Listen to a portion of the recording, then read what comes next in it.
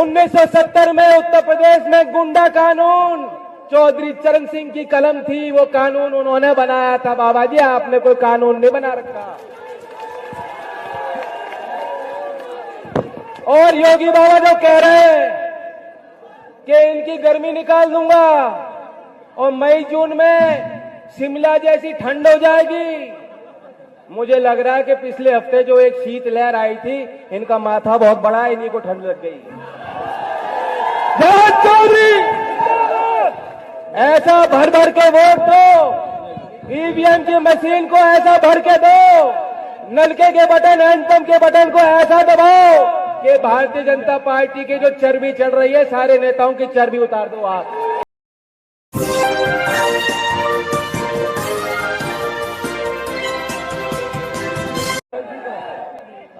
1970 में उत्तर प्रदेश में गुंडा कानून चौधरी चरण सिंह की कलम थी, वो कानून उन्होंने बनाया था। बाबा जी, आपने कोई कानून नहीं बना रखा। और योगी बाबा जो कह रहे हैं कि इनकी गर्मी निकाल दूंगा और मई जून में शिमला जैसी ठंड हो जाएगी, मुझे लग रहा है कि पिछले हफ्ते जो एक शीत लहर आई थी, इनका माथा बहुत बड़ा है, इन्हीं को ठंड लग गई। चौधरी ऐसा भर भर के वोट दो, ईवीएम की मशीन को ऐसा भर के दो, नलके के बटन, हैंडपंप के बटन को ऐसा दबाओ कि भारतीय जनता पार्टी की जो चर्बी चढ़ रही है, सारे नेताओं की चर्बी उतार दो आप। और ये मैं आपको वादा करता हूं, गोरई एक क्षेत्र का केंद्र बिंदु है। मैं सोच समझ के वादा करता हूं, यूं ही नहीं करता। ये कोई असाधारण काम नहीं है सरकार के लिए। और इस क्षेत्र के जहां ये सभा हो रही है, इस क्षेत्र के विकास में इसकी बड़ी भूमिका रहेगी और आसपास के क्षेत्रों को भी लाभ मिलेगा। इसे टाउन एरिया हम घोषित कराएंगे। मैं ये भी कहना चाहता हूं कि जो उद्योग की बात हुई थी, मुझे अलीगढ़ क्षेत्र के कुछ किसानों ने चिट्ठी लिखकर बताया, यहां बड़ी पुरानी मांग चल रही है। चौधरी अजीत सिंह जी ने कोशिश की थी, लेकिन वो कामयाबी हम लोगों को नहीं मिल पाई। वो यहां गन्ने का उत्पादन एक समय पर होता था और ये मांग थी कि चीनी की मिल यहां कहीं ना कहीं बननी चाहिए। बात है कि नहीं, व्यवहारिक है? उस ओर भी हम लोग ध्यान देंगे। और आपकी फसल लाया की बहुत अच्छी है, आलू की पैदावार बढ़िया है, लेकिन भाव नहीं मिलता, किसानों को भाव नहीं मिलता। तो मैं और अखिलेश जी लगातार दौड़े कर रहे हैं, प्रेस वार्ता कर रहे हैं, सभाएं कर रहे हैं लोगों के बीच। दिन ही नहीं खुल रहा। हो सकता है कि जो योगी जी कह गए थे ना कि गर्मी ज्यादा हो रही है, सर्दी ले आऊंगा, ये सारा काम लखनऊ से हो रहा होगा। ना जाने उनको कौन सी गर्मी दिख रही है पश्चिम में, वो यहां के लोगों का मिजाज नहीं जानते। हमारा तो खून ही गर्म है, और उस खून का क्या इलाज कर लोगे तुम? बाबा हमारे खून का इलाज करने चले हैं, उन्हें नहीं मालूम हमें कोई कुछ देता नहीं, हम तो लेते हैं। हमारे लोगों को सत्ता कम मिली है। चौधरी चरण सिंह को बहुत अल्प समय में सत्ता मिली। चौधरी अजीत सिंह जी को पूरी सत्ता जितनी मिलनी चाहिए थी, मौके अवसर कम मिल पाए। लोकदल, आप हिसाब लगा लो कितने वर्षों से सत्ता में हम लोग नहीं है प्रदेश में, लेकिन कमजोर नहीं। आंदोलन में ज्यादा मजा आता है हम लोगों को। हमारा वर्कर वो मुझसे भी यही चाहता है, बेटा संघर्ष कर। तो हमारा तो खून ही गर्म है। बाबा जी आप जो है कंबल ओढ़ के गोरखपुर में सो जाओ, आपका काम नहीं है यहां, आप नहीं समझ पा रहे यहां की बात। जैन चौधरी, चुनाव है, ये आपका समय है। 5 साल आपको संघर्ष करना पड़ता है, लड़ाई लड़नी पड़ती है। बड़े अच्छे अच्छे वादे आपको किए गए, तब ये लोग सत्ता में आए।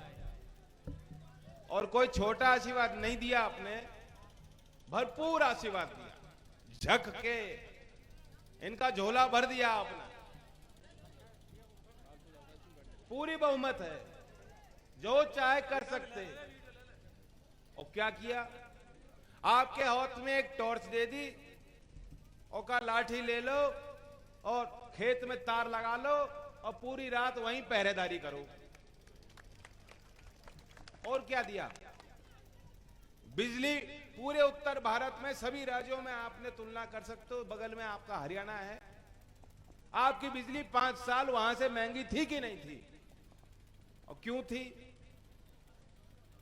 जिस पे जमीन है, जिसके घर में कोई नौकरी कर रहा है, वो फिर भी दे सकते हैं, लेकिन जो मजदूरी कर रहा है, जिसको रोज काम के लिए निकलना है और उसे मालूम नहीं कि उसे काम कोई मिलेगा कि नहीं मिलेगा, जो रिक्शा चला रहा है, ठेली चला रहा है, वो कहां से दे देगा? 5,000 रुपए का बिल ऐसे ऐसे घरों पे आ रहा है, कहां से दे देगा वो? 5 साल इन्होंने वसूले।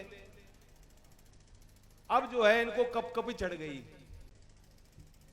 कपकपी चढ़ रही है इनको कि चुनाव आ गया और पारा बढ़ने लगा उनका।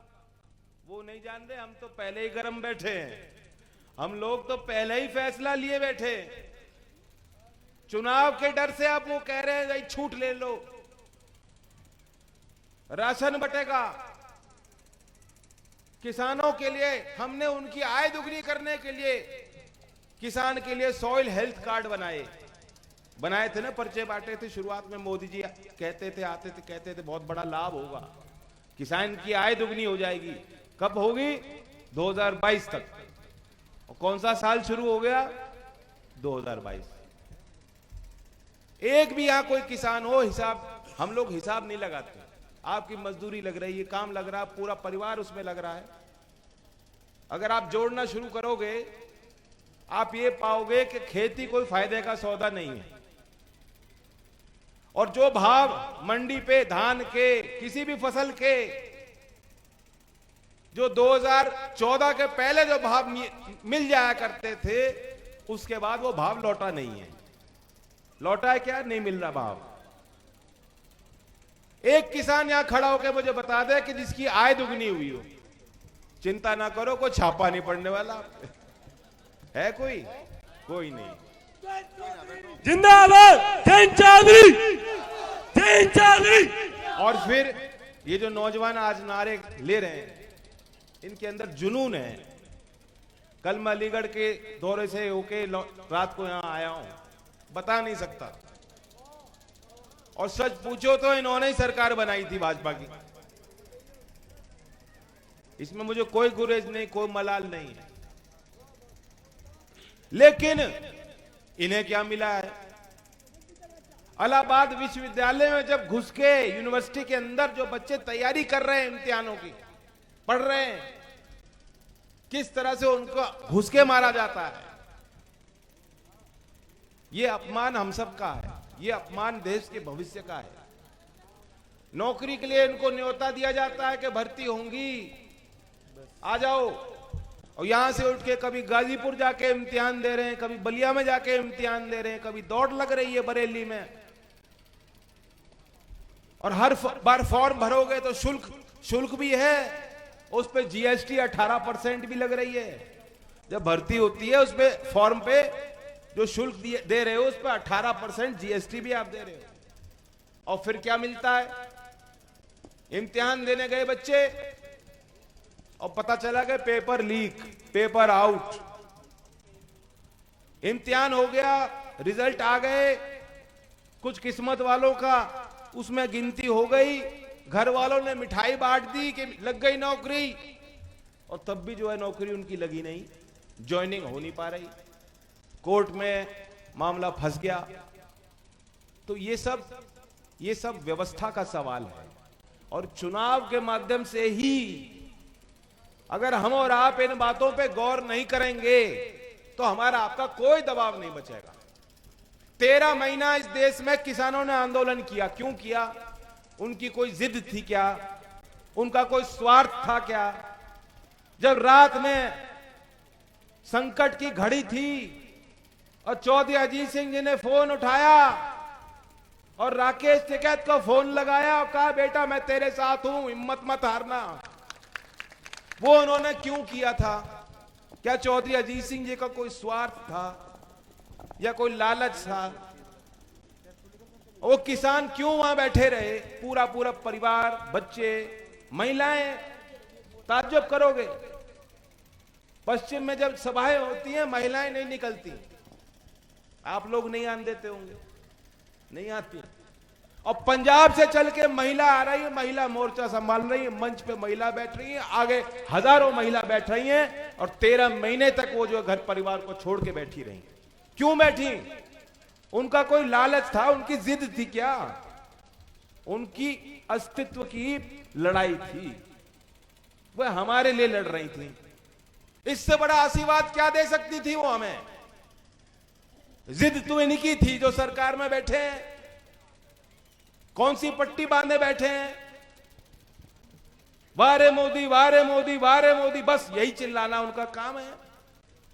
आज वो आपके बीच आएंगे, कहें मैं भी किसानी करता हूं, मैं भी गांव से आता हूं, मैं भी तेरे पाल से आता हूं, रावत पाल से आता हूं। तब कहां गए थे? किस बिल में दुबक के बैठे थे? किस गुफा में आप बैठे थे? आपके खून की ललकार आपको नहीं सुनाई दे रही थी जब चौधरी अजीत सिंह जी उनको फोन करके कह सकते थे, क्योंकि वो नहीं चाहते थे कि किसान हार जा। चौधरी साहब ने कहा मैं चुनाव हार जाऊंगा, मुझे फिक्र नहीं, लेकिन ये किसान जो बैठा है ये नहीं हारना चाहिए। जैन चौधरी, जैन चौधरी। लेकिन अगर ये फिक्र चौधरी अजीत सिंह जी को थी, ये जो तथाकथित आपके प्रतिनिधि लोग हैं, 303 विधायक आपने चुन के भेजे, 303, एक ने भी ये कहा कि किसानों के साथ बुरा हो रहा है? एक ने भी कही हो तो बताओ? वो तो महामहिम राज्यपाल जी हैं, उन्होंने कही, उन्होंने तो पूरी सच्चाई बता दी। इनमें से किसी एक ने भी कही हो तो बताओ? जो इन्हें लग रहा है कि टिकट वहां से मिलेगा, टिकट तुम वहां से ले आओ, लेकिन वोट और आशीर्वाद वो यहां से मिलना है, वहां से नहीं मिलने वाला तुम्हें। जैन चौधरी। जनता, जनता जनार्दन, जनता फैसला लेगी। अब तुम्हारा टाइम नहीं है, अब हमारा टाइम है, अब जनता का टाइम है। और मैं आपको आगाह करने आया हूं, अगर फिर चूक जाओगे, आगे किसी की हिम्मत नहीं बनेगी कि कोई आंदोलन कर ले। हमें और आपको तो आंदोलन में मजा आता है। आप मुझे कहोगे मैं फिर चला जाऊंगा, फिर लाठी खा लूंगा, कोई बात नहीं। मैं तो चुनाव भी नहीं लड़ रहा ये वाला, मैं तो चुनाव भी नहीं लड़ रहा ये वाला। और अगर आप विधायक जिताओगे तब किसान की राजनीति आगे बढ़ेगी, और नहीं बनाओगे आपसी झगड़ों में पड़े रहोगे तो फिर क्या है? कौन सी तस्वीर? मेरे पास कोई अच्छी तस्वीर आपको दिखाने के लिए नहीं। और उसका नुकसान सिर्फ उत्तर प्रदेश को नहीं होगा। आज निगाहें पंजाब, राजस्थान, पूरे उत्तर भारत के वो किसान, उनकी निगाहें हैं कि उत्तर प्रदेश कौन सा फैसला लेगी, क्या मैंडेट किसको देगी। और इसलिए जो मुझसे लगाव रखते हैं उनसे तो मुझे खास उम्मीद है। लेकिन अगर कोई मुझसे नाराज हो तो चौधरी अजीत सिंह जी की तरफ गौर कर लेना। चौधरी चरण सिंह का सपना आपको रात को आएगा, और उन किसानों की तरफ गौर कर लेना, उन नौजवानों की सोच लेना। सब कुछ दांव पे लगा है, सब कुछ दांव पे लगा है। एक एक वोट कीमती है। इनके मुंह बंद कर दो जो कह रहे हैं कि आ जाओ, आज नहीं तो कल आ जाओगे।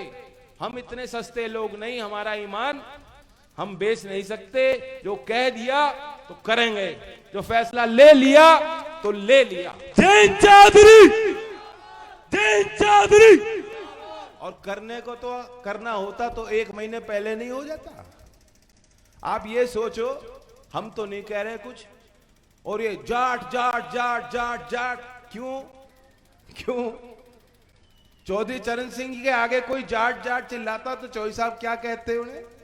उन्हें डांट देते, धमका देते, भगा देते। ये जाट जाट जाट जाट क्यों काहे को चिल्ला रहे हैं? आपके लिए कोई लगाव है क्या? कल मैं देख रहा था टेलीविजन पे, मोदी जी कह रहे हैं मैं तो जाटों से लस्सी लेके पिया करता था। ये कौन सी बात हो गई?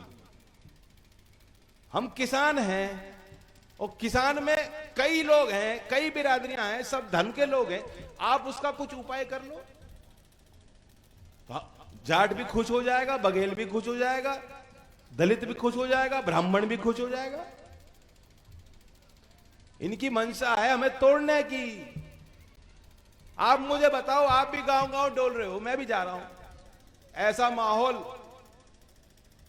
जो सब बिरादरी एक हो, गोल हो रहे हैं गांव, ऐसा माहौल चुनाव में देखा क्या? मेरे चुनाव में जो चुनाव आपने मुझे जिता के भेजा था, उस चुनाव में भी इस तरह का माहौल शायद नहीं था। ये उस माहौल को बिगाड़ना चाहते हैं। आज आपको ताकत मिलने वाली है और उसे खंडित करने के लिए इस तरह की बात कर रहे हैं। विभाजन हो जाए, हमें फायदा मिल जाए, जाट अलग थलग हो जाए, दूसरी बिरादरी सोचे कि ये तो जाटों की बात करते हैं, ये तो जाटों के नेता हैं। इतने खुल के मैं जाट जाट कभी बोलता नहीं हूं, लेकिन इन लोगों ने मुझे मजबूर किया, मैं जवाब दूंगा, क्योंकि मेरा काम है। मुझे आपको आगाह करना है कि हमारे नौजवान कहीं भड़क ना जाएं, कहीं गलत राह में ना चले जाएं। और मुझे कुछ नहीं चाहिए, मेरा कोई स्वार्थ इसमें नहीं है। इतनी ईमानदारी से जो मैं बात कह रहा हूं, कोई कहेगा नहीं आपको। मुझे कुछ नहीं चाहिए, लेकिन अगर आप चाहते हो कि आगे भविष्य कुछ बन जाए तो ताकत तो देनी पड़ेगी। मैं तेजपाल जी का हाथ उठा के जा रहा हूं आपके बीच में। जिंदाबाद जय चौधरी और जय चौधरी। वो बड़ी तस्वीर है, बड़ी लड़ाई है, और यहां के भी मुद्दे हैं। इनके 5 साल देख लिए। पूरे उत्तर प्रदेश में गन्ने का उद्योग अगर किसी ने लगाया तो चौधरी अजीत सिंह जी ने लगाया। इनके 5 साल में इनसे एक कोलू नहीं लगाया गया। कोलू मिल तो छोड़ दीजिए, कोलू नहीं लगा पाए ये। और छाता मिल छाता मिल छाता मिल, जिससे पूछो उसकी जुबान पर है। और फिर कहेंगे जी गन्ना नहीं है। गन्ना क्यों लगाएगा किसान जब मिल नहीं है? और जब मिल आ जाएगी तो गन्ना लगा लोगे कि नहीं लगाओगे? और ये किसका काम है? ये सरकार का काम है।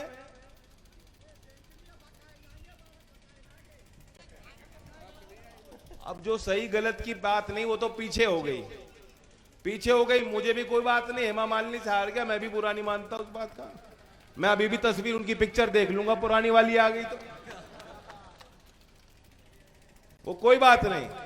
अब तो मन रहे हैं, बस ठीक है। जय चौधरी तो एक मिल की बात है। एक जहां हम खड़े हैं, इस क्षेत्र का एक विकास होना चाहिए। ये इतिहास इस स्थान से जुड़ा हुआ है, पवित्र पावन स्थली है। बहुत पर्यटक यहां आते हैं और ब्रज का अपना एक संस्कृति इस क्षेत्र की रही है, उसे भी बढ़ावा मिलना चाहिए। और जो सरकार आप बना दोगे जो सहारनपुर से लेके आगरा तक, तो गठबंधन के हरा रंग है, लाल रंग है, सफेद रंग है, इसी की लहर अगर आप चला दोगे बटन दबा के, तो पहले भी आप मंत्री रहे हो और सरकार में इनके अनुभव का लाभ मुझे भी मिलेगा और आपको भी मिलेगा, ये वादा करके जा रहा हूं। धन्यवाद। जय हिंद, जय भारत। जय चौधरी।